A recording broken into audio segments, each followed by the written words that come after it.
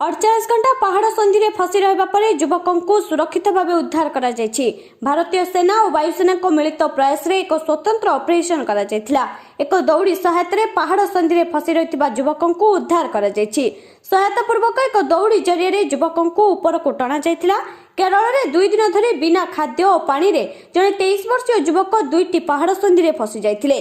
बुधवार दिन सकाळे तांको जवान माने उद्धार करिबारे सफल होइथिले। सूचना योग्य जे केरल पालक्कड जिल्ला रे थिबा एक पहाड़ को बाबू नामक 23 वर्षीय व्यक्ति ट्रैकिंग रे जायथिले। एही समय रे तांको गोड़ खसी जिबा फल रे 2टी पहाड़ मझिरे से फसी जायथिले।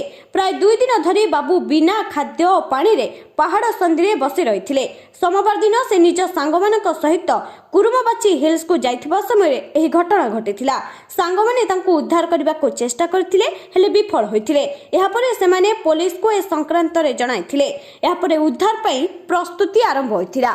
Bureau report Odisha watch. Thanks Indian army MRP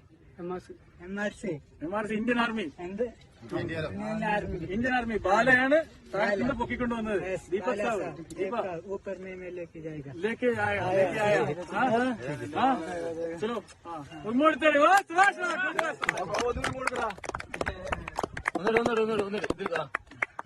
okay चलो अभी इंडियन आर्मी की जय